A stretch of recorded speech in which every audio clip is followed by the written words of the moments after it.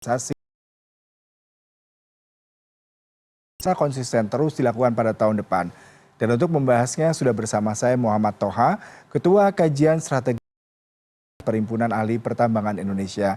Selamat pagi Mas Toha. Mas Toha, ini adalah informasi terbaru terkait dengan larangan. Pagi. Ya, larangan ekspor bauksit setelah sebelumnya kita kalah di WTO dengan nikel. Sepertinya pemerintah kembali lagi ingin mengedepankan program hilirisasi. Lalu dengan pelarangan ini, apa yang Anda lihat Mas? Apakah memang merupakan salah satu cara untuk meningkatkan kualitas produksi mentah Indonesia sehingga bisa membuka lapangan pekerjaan dan peluang baru di sini? Ya, terima kasih. Udah sangat jelas sekali bahwa hilirisasi itu akan memberikan nilai tambah yang luar biasa besar, baik dari sisi ekonomi, penerimaan tenaga kerja, alih teknologi, dan lain-lain. Maka seperti yang dikatakan oleh Pak Jokowi bahwa transformasi ekonomi Indonesia ke depan itu tertumpu pada bagaimana kegiatan hilirisasi terhadap mineral yang kita miliki itu bisa dikembangkan, itu 100% benar. Kita selama ini diberikan kekayaan sumber daya alam yang luar biasa. Kita punya nikel, kobalt, terus kemudian ada timah, tembaga, dan juga bauksit.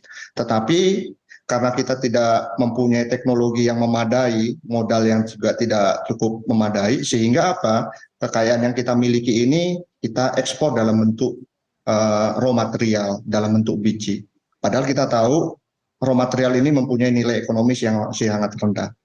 Nah, kita mau mengubah itu. Yang sudah kita lakukan di nikel, kita berhasil melakukan transformasi luar biasa sejak tahun 2015 yang lalu. Dari yang sebelumnya kita hanya bisa mengekspor raw material, biji nikel, kemudian dengan kebijakan hilirisasi itu harus dilakukan, akhirnya perusahaan-perusahaan itu membangun pabrik pengolahan di Indonesia. Kita bisa lihat hasilnya bagaimana tahun 2017 yang lalu nilai ekspor atau nilai devisa dari nikel itu hanya mencapai sekitar 2,2 miliar USD, dan tahun 2021 yang lalu nilainya naik berkali-kali lipat menjadi sekitar 30 miliar USD. Nah, ini tentunya akan mengubah landscape dari perekonomian Indonesia yang sebelumnya sangat tergantung kepada komoditi, kemudian beralih menjadi berbasis industri. Hal yang sama seharusnya juga kita terapkan untuk mineral yang kita miliki, misalnya bauksit, timah, dan yang lain. Sehingga apa yang diminta oleh pemerintah melalui Presiden Jokowi bahwa hilirisasi di bauksit itu harus segera dilakukan, pada dasarnya itu bertujuan positif untuk bagaimana menaikkan nilai tambah dan juga ketahanan industri nasional. Iya. Demikian, Mas. Baik, Mas Toha, yang menarik tadi saya coba underline adalah terkait dengan teknologi dan modal, merupakan salah satu kendala sebelum akhirnya kita melakukan transformasi dari hanya mengekspor bahan mentah, tapi akhirnya bisa meningkatkan produksi ya. Tapi kalau kita bicara mengenai hal ini, dua variabel ini, apakah Indonesia sudah siap dari permodalan dan teknologi untuk mengolah bauksit menjadi bahan baku lain nih, Mas? Ya, sejujurnya kalau teknologi kita memang harus menggandeng dengan mitra asing, karena teknologi pengolahan bauksit dan juga mineral yang lain itu sejujurnya memang belum kita kuasai. Nah, hal yang sama juga dengan modal. Untuk satu pabrik pengolahan bauksit dengan kapasitas di sekitar input sekitar di atas 5 juta, itu bisa membutuhkan modal investasi sekitar 1 miliar USD atau sekitar 14 triliun. Tentu angka itu bukan angka yang kecil. Hanya pengusaha-pengusaha kelas tertentu saja yang akan mampu dan sanggup untuk membiayai itu. Nah, yang lain juga pastinya kita tahu karena keterbatasan modal, biasanya yang terjadi kita juga akan menggandeng pihak dari luar untuk bisa menanamkan investasi di Indonesia. Opsi itu mungkin saja dilakukan, sangat mungkin dilakukan, dan itu yang sekarang dilakukan oleh sejumlah perusahaan-perusahaan di Indonesia. Menggandeng investor dari luar yang bersedia untuk membawa teknologinya dan kemudian dibangun di Indonesia, lengkap juga dengan investasi yang mereka akan tanamkan. Mas Toha, kalau kita bicara sebelumnya nih nikel, kita akhirnya kalah di WTO ya terkait dengan ekspor bahan baku nikel. Lalu apakah kedepannya bauksit juga, tadi mengingat Indonesia masuk dalam 6 negara penghasil bauksit terbesar di dunia, dan apakah ini juga akan mendapatkan tekanan dari negara-negara lain terkait dengan bahan baku ini, Mas? Bisa jadi. Sangat mungkin, karena sekali lagi siapa yang menguasai mineral ke depan, itulah yang menguasai dunia. Karena mineral-mineral seperti nikel, tembaga, timah, bauksit itu adalah material-material yang dipakai untuk industri strategis. Hmm. Artinya eh, negara-negara seperti Eropa, terus kemudian negara Amerika dan yang lain-lain itu adalah negara yang menguasai teknologi, tetapi mereka tidak mempunyai sumber daya alam.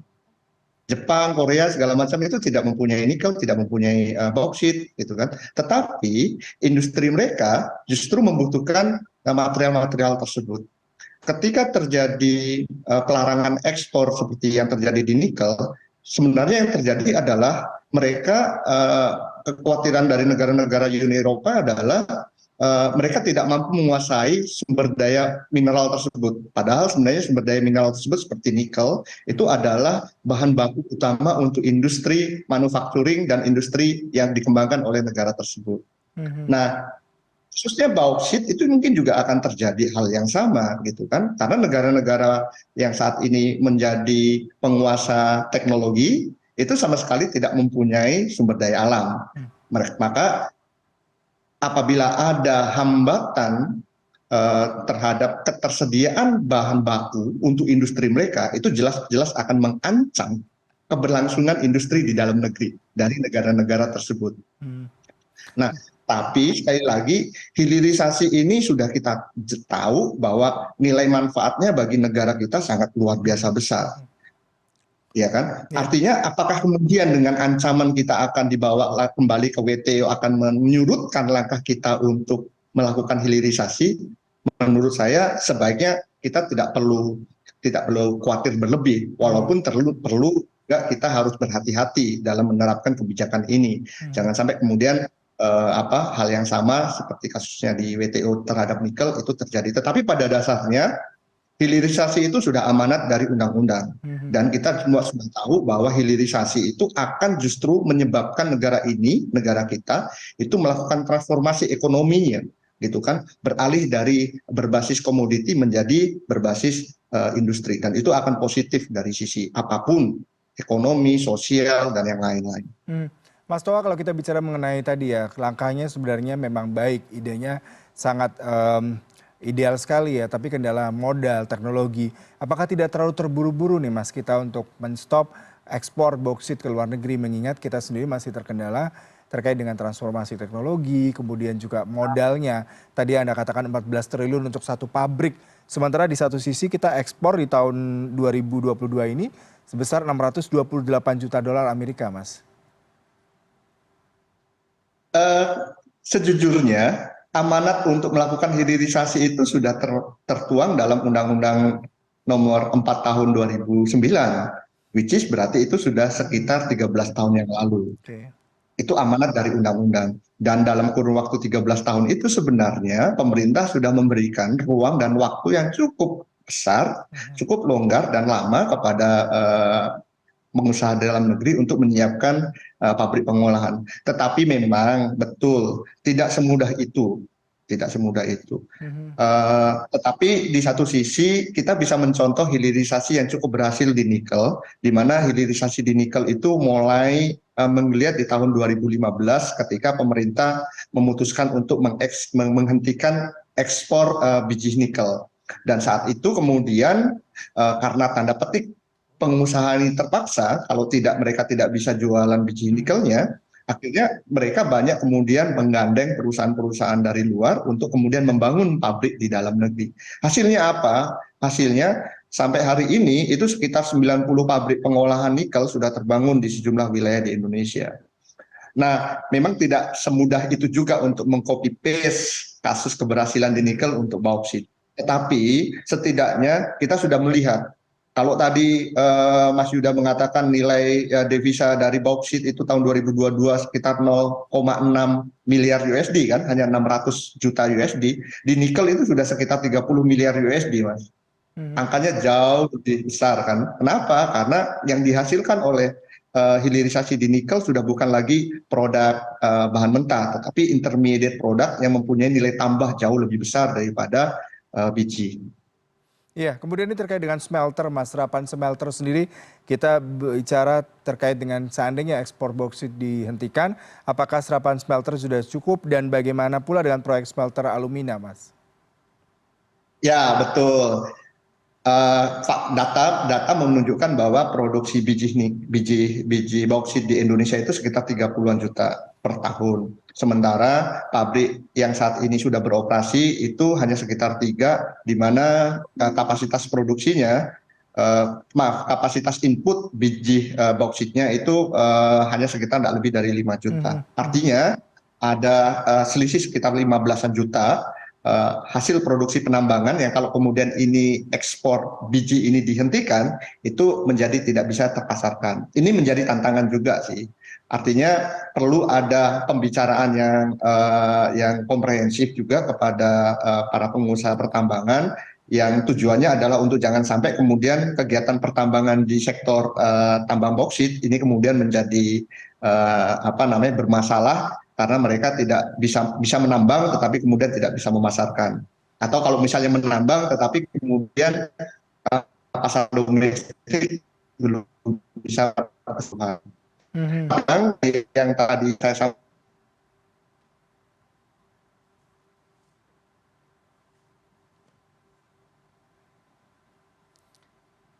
Baik, seperti masih ada kendala komunikasi dengan Mas Muhammad Toha.